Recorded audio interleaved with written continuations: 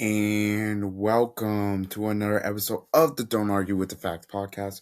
I'm your host, Noah Love, and today we're going to be talking about the Knicks advancing to the NBA Finals. They complete the sweep last night against the Cavs. We will also be talking about and previewing Game 5 of Thunders and Spurs. And we'll also be talking about Mike Elko's comments on a 2014 playoff, which I wholeheartedly agree with, and I love Mike Elko for saying it. But let's just get straight into it. East Finals. The Knicks win the series for the first time in 27 years. They are going to the NBA Finals. What more can you even say? I just, what more can you say? They dominated Cleveland. Okay, game one collapsed. Look, after game one, a lot of people figured it was over. To sweep the Cavs and not only to decimate them, and they did this to Philly, to decimate them like they did. I mean, hats off. 11 game win streak. I think the point differential is like 262 or something insane like that. They're not squeaking by teams. They are drubbing teams. And so you have to give the Knicks credit for that. To me, the Cavs, like, bro, you don't really even deserve to be talked about, but we're gonna talk about you anyways. They've they're already over 2 in all season. They said they're gonna try to get a deal done with James Harden to get extended. And Kenny Atkinson is back as the head coach. I know a lot of people will say, well, why wouldn't you do that? They just went to the Eastern Conference Finals. Listen to me and listen to me clearly. The Cleveland Cavaliers are not anywhere close to a championship team. Period. Point blank. They just got swept by a team. And the Knicks, who's a very good team. If they got swept by them, that means they're not. When you get swept in the conference finals, unless you have a major injury or something like that, you're not close. This was some. They're not close to a championship, especially when, let's be honest. I mean, they have a mix of young and old players, but Harden's only going to get older. Mitchell's still in his prime. I mean, Mobley should improve, right? But if you look at this team next, and look, we don't know what the team's going to look like next season. We don't know what's going to happen. But if this team stays the same, do you really think they'll be better than the Pacers? They had a better team last year and couldn't beat the Pacers. So what makes you think the Pacers, who may in this offseason, I think it'll be the best starting five they'll have with Zubac, but in this offseason, depending on what happens, they may get better. And you think you're gonna beat them? And then you're already not better than the Knicks. Detroit's gonna get better and surpass you. Detroit should have really beat you if they didn't blow Game 5. And that's a team with no offense. If they get a 20-point per game score next decade, yeah, you're definitely not beating them. We know you're not better than Boston. If we're just being honest about it. Boston, obviously, they need to rebuild their depth. But you weren't even better than Boston this year without the depth. So I'm just saying for Cleveland, they're not anywhere close to a championship team. That's number one. Number two, Harden ain't it, bruh. Harden's not hard. I've given Donovan Mitchell a lot of flack on this. channel, but to me, at least for a majority of this series, I thought he played either decent to well. I thought last night he was one of the only guys that showed heart as well. I mean, this Cavs team, they're not physically tough, they're not mentally tough, and they've got no heart, which means ultimately you're going to fall. Because this is, to me, like, okay, when they gave up at the end of game three, that just showed me they have no heart. In game four, the Knicks were going to come out and beat them. That's what it showed me. And that's what, and the Knicks came out and played. Because look, it's one thing to get swept and you compete, but the team is better. If you go out there, compete, and you lose close, okay. Still sucks that you got swept, but okay. The Cavs did not compete. They didn't compete. In games three and four, they didn't compete. To the level that they should have. They did not compete, especially in game four. Games one and two, okay, I feel like they competed. Games three and four, nah, they didn't compete. How do you come back home and give that effort? How do you come back home? You're coming home. It's not like you have lost the first two games and you're going to New York. You came home, and that's the effort you give. That's disgraceful. And people say, "Well, they quit." And yes, I know I just said that, but I think the Knicks made them tap out too. I really. They said we can't beat this team. Submission. Like I also think the Knicks made them tap out. And Mike Brown has unlocked something in this team. They said, no, Brunson, we're going to put Brunson more off the ball. We're going to have more ball movement, more body movement. We're going to get out of transition. I've never seen a Knicks team be disconnected offensively, defensively. And then we're going to add more to our bench as well. I've just never seen a team be disconnected. A Knicks team be disconnected. So they're going to the NBA Finals to either face the Thunder. Spurs are gonna have like 9 to 10 days off because they completed the sweep. Because Thunder Spurs, that's obviously it's probably going seven. I'd be. It's probably going seven. Uh, probably. Uh, but yeah, the Knicks are going to the NBA Finals. There's nothing more you can say. Like there's really nothing more you can say about just how dominant they've been, and you do have to give them credit. But Cleveland, that was embarrassing for basketball. Now we get into Thunder Spurs game 5 tonight. This obviously game 3, the Spurs jumped out on the Thunder. Thunder, they were able to win. It was a big time performance by their role players. In game in game 4, it was a different story. The Spurs played was certain level of physicality, a certain level of depth of desperation,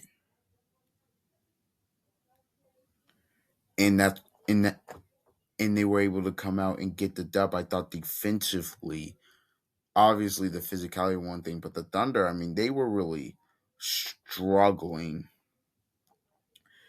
to get anything going offensively. Also, Wembanyama, what more can you say about him? I've said it multiple times. He's an alien. But I think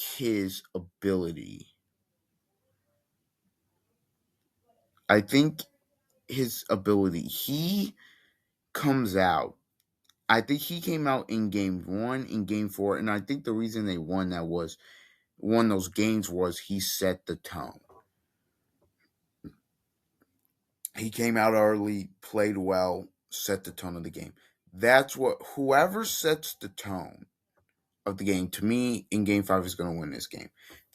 They also stopped doubling Shea as much. They played him with one-on-one coverage or 1.5 man coverage at times.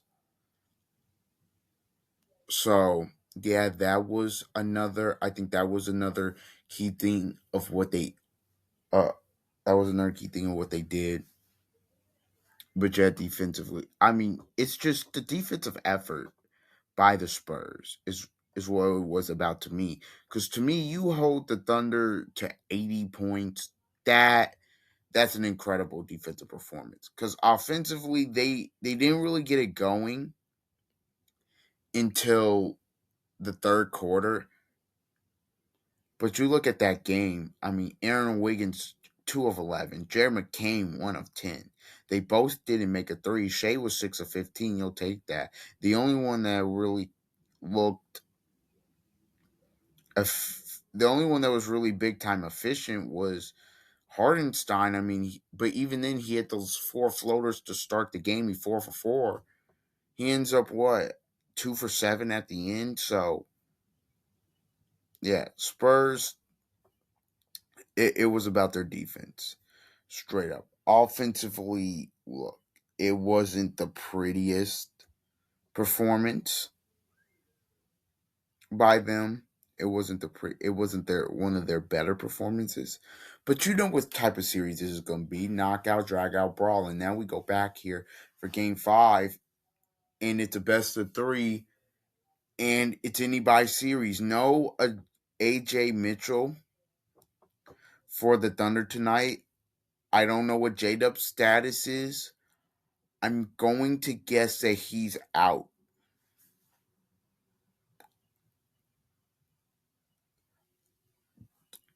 To me, Shea is going to have to somewhat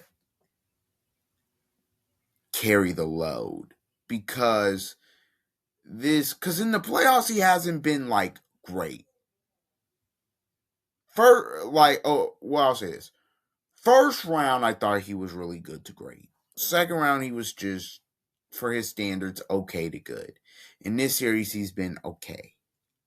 He hasn't had that one great MVP performance. Meanwhile, Wimby's had two of them. And so tonight they're going to be undermanned. Probably, I don't expect J Dub to give it a go. I don't, and AJ Mitchell's already out. So this, I mean, everything hangs in the balance here because if the Thunder win Game 5 here, I think the Spurs will win Game 6 and we will get back for a Game 7. If the Spurs win Game 5, man, if the Spurs win Game 5, that's a tall task. And I'm not saying the Thunder aren't up for it, but I think it will be something that they close out. I do think I said it. I think we're going to 7. I think the Thunder are going to take a 3-2 series lead tonight. And I think it's a close one, but I think they pull it out. I think that home crowd is able to lift them just enough. Role players play better at home, and I think that happens. And I think the Thunder do find a way to win, but it's going to be up to like Isaiah Joe, Aaron Wiggins, Jared McCain, Holmgren, like Casey Wallace, like those guys have to play better. Those guys have to play and shoot better for OKC to win. For the Spurs, obviously, it's going to be about, in terms of their role players, Castle. But Castle, you want Carter Bryant to come in and give you good minutes, Harper, all of that. Also, their Fox. And also, okay, one more thing. The Spurs, they sometimes feel just loosey goosey with the ball. At least in this series. I feel like in the previous series they had that like tightened up. They need to have it tightened up in this series because to me I just don't know if it's just me, but they seemed a little just loosey goosey, throwing the ball away, getting charges when you don't need them, not making the right pass, whether it's a chest pass or bounce pass.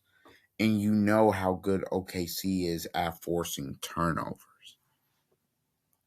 So yeah, I do think that that's going to be a key for the Spurs, but I do think the Thunder win tonight, and I do think they win Game 5. Now, let's go to Mike Elko's comments on playoff expansion talk. A reporter asked, what does Mike Elko want? 40? Or excuse me, that's not what the reporter asked. That's what he said. A reporter asked him a question, and then Mike Elko responded with this. What does Mike Elko want? 40? Then I won't get fired. It's okay to make it hard to get to the playoff. Elko continued, none of us are answering for the good of the sport.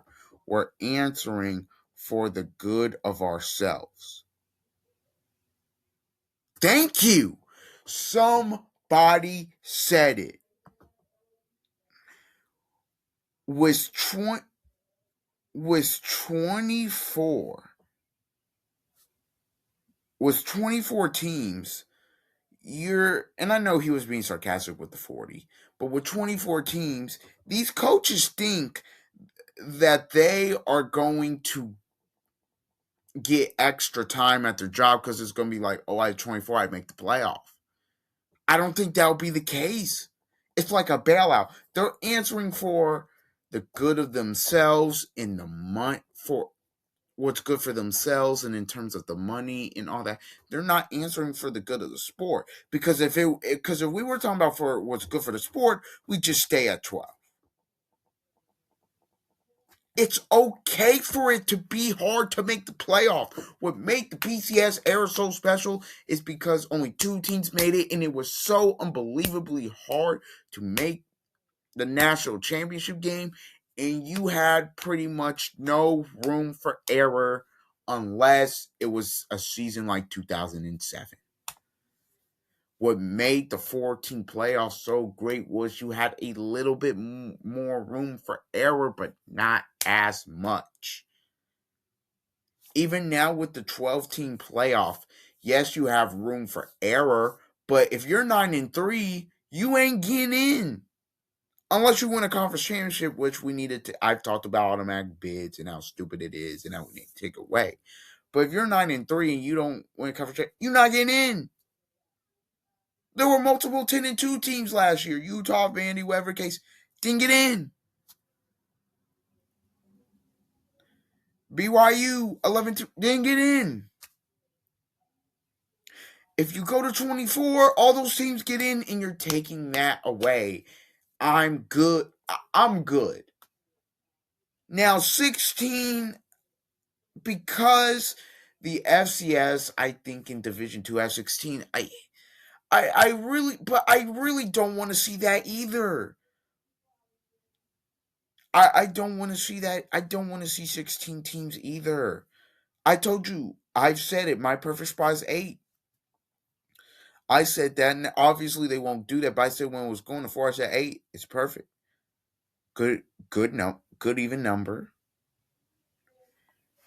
You 8. If you want those games played at both sites, you can. 1-8, 2-7, 3 versus 6, 4 versus 5, 5 extra spot, no automatic bids, just the best 8 teams. You're still gonna keep those conference championships are going to be even more are still going to have their importance, and the regular season is still going to become important, but it's still going to stay important.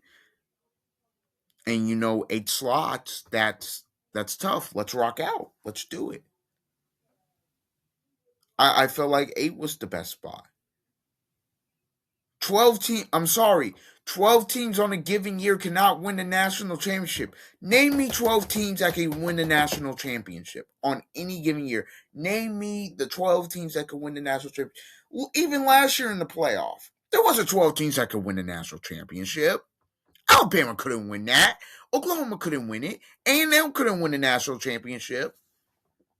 JMU and Tulane weren't going to win the national championship. So I just named 5 teams. So now we're down to 7. Even if A&M beats Miami, I think they get stomped by Ohio State. Miami was one of the teams that could win the national title. Obviously, Indiana, Georgia, the teams that could win the national title was Indiana, who obviously ended up winning it, Ohio State, Georgia, Ole Miss, Texas Tech, because they were so good defensively, you didn't think their offense full like that, and maybe Oregon. So that's about what? Half of the field?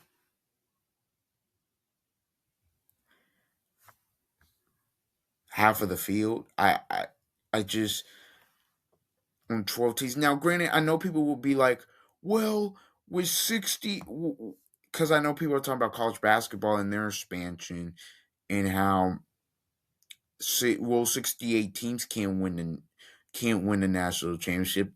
That is true. Number one, different sport. Different sport.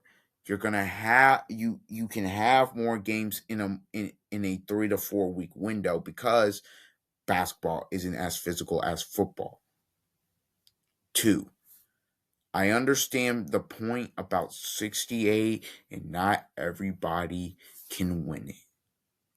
But the teams that can win it are a high seed. And also, we've seen Cinderellas come from out of nowhere and make big runs, a la 2010 Butler, a la the NC State team that actually won the championship in the 80s, a la 2011 VCU. Last year, Iowa was a 9 seed. They go all the way to the Elite 8, a la Loyola Chicago gets to the Final Four in 2018. So many examples. In college football, I'm sorry, you're not getting a Cinderella. Miami's not a Cinderella last year. I like if you think they're not a Cinderella. Like let's you're not going to get unless a G5 team is in that top 10, around that 7 to 10-ish range. You're not going to get 25th ranked JMU was not beating Oregon. Sorry. 19th ranked Tulane was not beating Ole Miss in a rematch. Sorry. That's just how it goes. People are saying, or now G6. People are saying G6 teams shouldn't be allowed in the playoff period. I'm not taking that stance. I'm taking the stance of they shouldn't have automatic bids. And I'm taking the stance of if they are one of the best 12, they should go. Boise was one of the best 12. They went. JMU and Tulane were not one of the best 12. They don't go. It's as simple as that. I don't understand what's so hard for these people to grasp. But I love Elko's. Back to Elko's comments, I love them. Because these coaches think we're stupid and they think they can get away with this. Well, 24, what?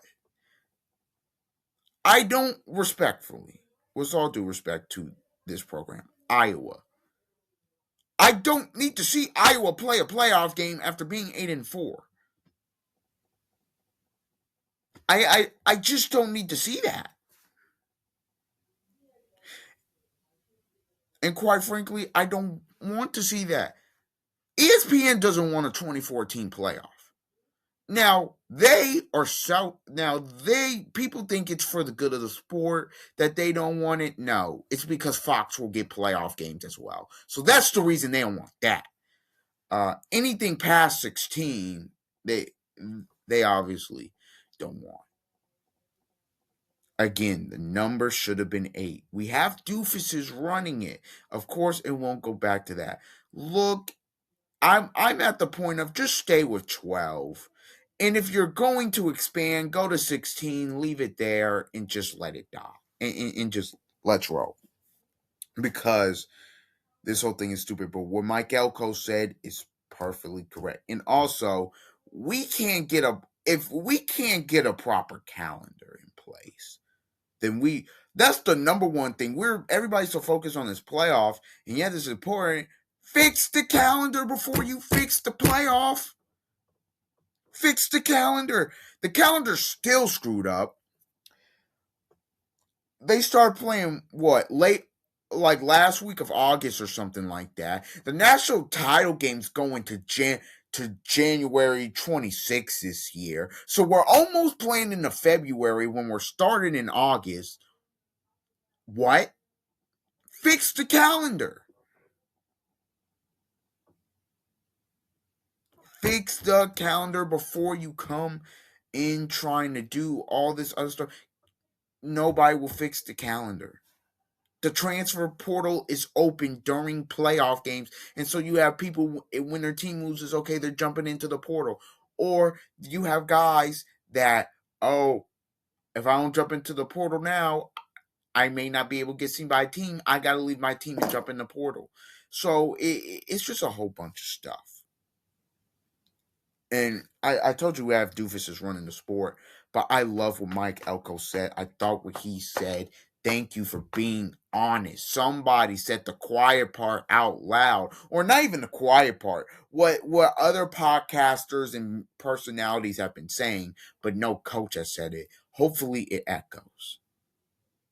So thank you, Mike Elko, for being honest and saying what is the truth. The coaches, they don't it's not for the good of the sport. It's so that they can keep their jobs. And quite frankly, if you're the 24th team in a playoff, you still may get fired because some program will say, that's not our standard. That's not good enough. Ladies and gentlemen, this has been an episode of the Don't Argue with the Facts podcast. Please, thank you everybody for joining me today. Please like, comment, share, and subscribe. And until the next time, I will see ya.